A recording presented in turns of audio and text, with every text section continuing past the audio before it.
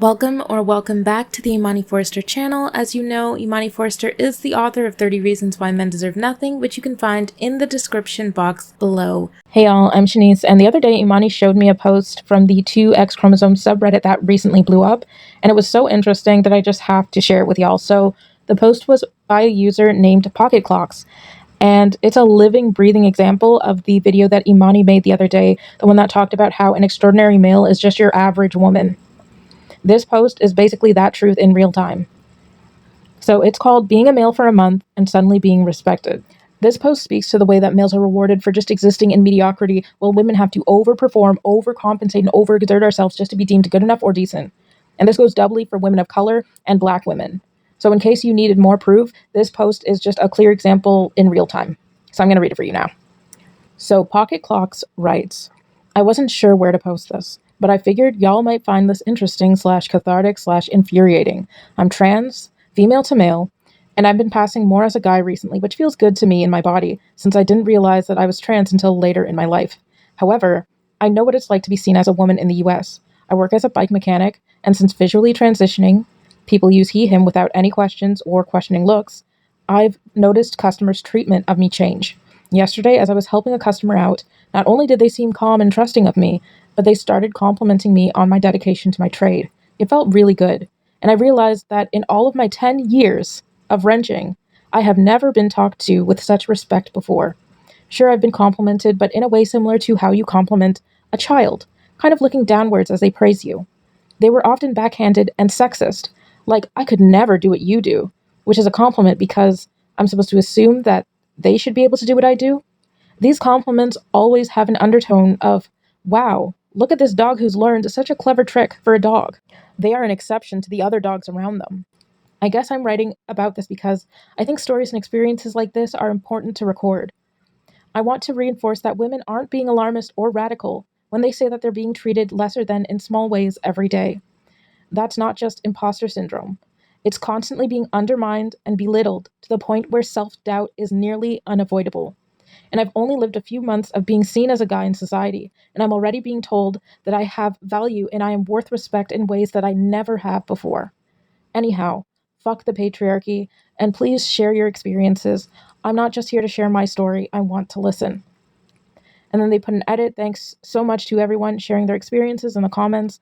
It's always been interesting to hear people's experiences of different dynamics in different realms of society. And I want to pause here and yap with y'all a little bit before we get into the comments, because as women, we are constantly made to feel like we aren't good enough. Even after we go through the rigors of education and experience, no matter how many years you put in, there are people who are adamant about trying to make it seem like you don't deserve to be where you are. Like you don't have the skills, you don't have the knowledge, you don't have the experience, you don't know what you're doing. And if you do prove yourself to be competent, at best, you'll get some backhanded, condescending compliment like, wow, I didn't expect that from you. And it's like, why didn't you? Why is it surprising when a woman is good at what she does? It's this constant undermining by society. The measuring stick is always moving when it comes to women, and it never moves when it comes to males. In fact, with males, we assume that they're qualified. With women, we don't. As women, we're expected to prove ourselves 3 times over, and even then, people still second guess us. So I want to go back to what Pocket Clock said. He's working as a bike mechanic and has been working as a bike mechanic, as a wrencher, for 10 years. And I'm assuming that he started his career well before he began to medically transition. Definitely before he started passing as a male. According to him, he's only been perceived as a man for the past few months. But the work and the labor has been consistent that whole time. The same hands, same tools, same dedication to that craft. And yet for 10 years, when he was perceived as a woman, he was overlooked. And only now that people are seeing him as male, suddenly he's respected. Suddenly his effort is impressive. Suddenly people are blown away by his work and his dedication. And that tells you everything. It's not that he suddenly got better. It's that society finally sees his work now because it sees him as a man. And that's what we mean when we say that women's labor is invisible. We're not just undervalued, it's unseen. Our labor is both expected and taken for granted. If I'm to say that I'm jealous of anything that males get under the patriarchy, and let's be honest, they get plenty. They get a lot of things that I'd be jealous of. Safety, freedom, humanity. Another thing would be the validation. Imagine doing your job well and getting recognized for it and not second guessed and respected. That's the kind of confidence that males are trained into, because from the jump, their work is assumed to have value. They're expected to be competent, even when they're just mediocre, even when they're subpar. People expect that they will improve. And when they're actually good, they're rewarded, they're promoted, they're praised. Meanwhile, women are expected to do more and do it better and still be questioned every step of the way. Still be treated like we're lucky to just be allowed in the room. And then the world wants to act confused when women don't chase promotions, when we don't ask for raises, when we hesitate to call ourselves experts, even when we are. Growing up as a woman in this system means learning to question yourself before anybody else does. And so you can't move through this world without that doubt trailing you and getting in your head and warping your sense of self. And that's what patriarchy does. It doesn't just suppress us from the outside, it teaches us to suppress ourselves and downplay who we are and stay small and believe that we don't deserve growth and second guess our instincts and minimize our value and become our own barrier. And that's something that we have to unlearn individually and collectively if we're serious about dismantling patriarchy. Ask any self-made woman who's found success and she'll tell you that the first battle wasn't external, it was internal. She had to deprogram herself before she could take up space and claim success, and before she could feel like she belonged. Unless you were lucky enough to receive counter-programming early on from family and community, this kind of inner rewiring is part of the journey. Even if you don't have the language for it, your nervous system knows the work. There's a quote, "Give me the child," and it's very popular. Give me the child until he is 7 and I will show you the man. Because those first 7 years is when the blueprint forms. In early childhood, the messages that we absorb become the shape of our own self-image. They lay the foundation for everything that comes afterwards. And for most girls, that blueprint tells us to question the feminine, to give without asking, to serve without recognition, to pour ourselves out and expect nothing in return, that what we do inherently has less value because we are female. And it's not who we are, but it's who we're taught to be within this system. The true nature of the feminine is supposed to be abundant. It's creation, it's replenishment, it's enough. If this wound speaks to you, know that you're not alone. And even if this doesn't speak to everyone, we can still see what the programming has done to most women. And the system works so well, we've learned to turn it on each other. Case in point, Agent Orange won twice. Once in 2016, again in 2024, both times against women with far more impressive resumes, more competent, more qualified, more experienced, and not, just to be clear, literal convicted felons. And when women were asked why they voted for him, many of them said that they didn't believe a woman was fit to lead the quote-unquote free world. That's programming. That's the patriarchy doing its job. Women, we are expected to prove ourselves again and again and again. And even then, there's no guarantee that we'll be recognized, no promise that we'll be supported or compensated, because under patriarchy, we were never meant to be paid. We were never meant to be acknowledged. We were never meant to be restored. And under capitalism, our labor is the lifeblood and the bedrock, and the whole structure stands on top of us. And the wild thing is that pressure, that constant uphill grind, that's why so many women, especially women of color, especially Black women, end up doing better work. Because we've had to. That's not a compliment, that's trauma. And that's why I prefer working with women. That's why I buy from women, because I know what I'm getting. I know that the care is there. I know the quality is there and the attention to detail.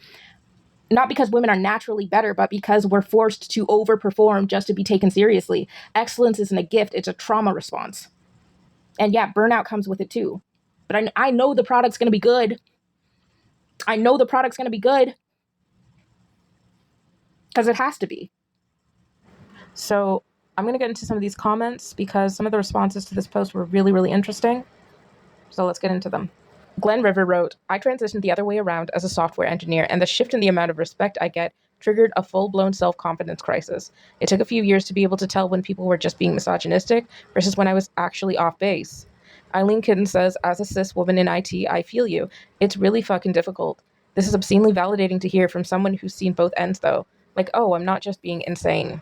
Lightspeed says, "Honestly, I've learned that most of the time, a woman in a male-dominated field is ahead of her peers. The constant having to prove yourself environment produces some excellent specialists, example, lawyers, doctors, auto parts stores, and especially IT. Also, less hubris helps. It's not fair, but it can create some amazing people." And Public Pressure adds, "But it can also crush some people who are only slightly less amazing and would have absolutely made it if they'd been male. I wish we had the freedom to be mediocre. Or angry." Phoenix Spirit says, "I'm on the management side of construction, and my male coworkers can yell as much as they want, and it's incredibly annoying that I have to hold my temper, even when someone is being an idiot." Potato Meeple says, "Oh wow, that should be on billboards. I wish we had the freedom to be mediocre." Dr. Z says there is a female-to-male neuroscientist named Ben Barnes. Apparently, a fellow scientist assumed that he was the brother of the neuroscientist they had known as Barbara Barnes, and they told him how much smarter he was than his sister. Dr. Jigsaw says, yes, he wrote a book, Autobiography of a Transgender Scientist. Highly recommend.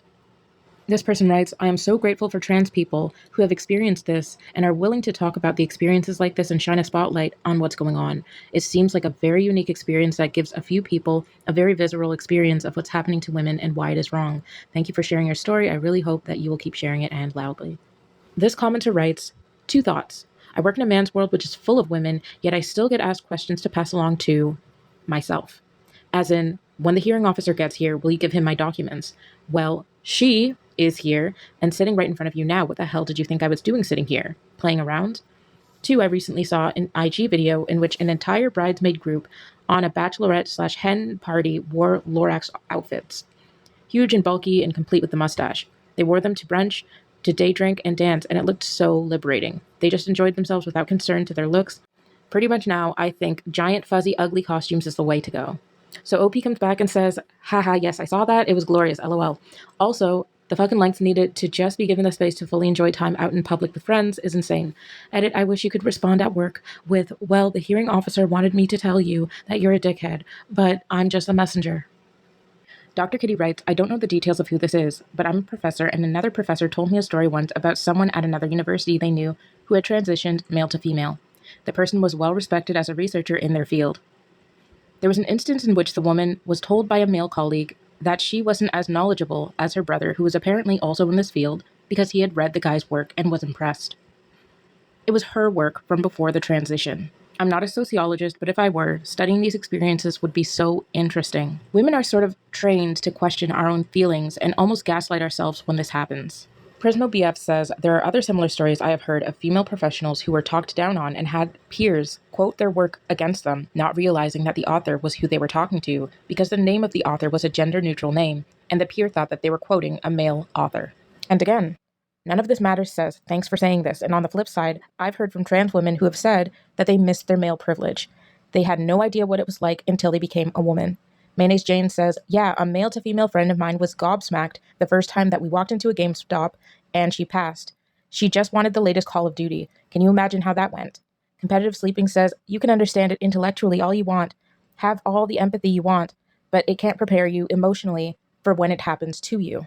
And Jungle Tigress responds, it's legitimately disorienting, social whiplash. And we'll finish off with this comment from Quirky Diamond. I grew up with a sexist, chauvinist dad who never quite cared about what I had to say or think. Your line about constantly being undermined and belittled to the point of self-doubt hit hard. I'm highly educated. I have a doctorate degree, and I'm damn good at what I do. And it's taken until now, in my early 40s, to realize my value and self-worth. It's slowly coming together for me. I definitely have the right people in my life now, but thank you for putting into words what I haven't quite yet been able to pinpoint, and reiterating, fuck the patriarchy. So all this to say, as women, and this goes for most women, if you're doubting yourself, if you're doubting your intellect, if you're doubting your work ethic, the quality of your work, it's likely that you're not giving yourself enough credit. And this might not be true in all cases, but I would say in the majority of them, it is.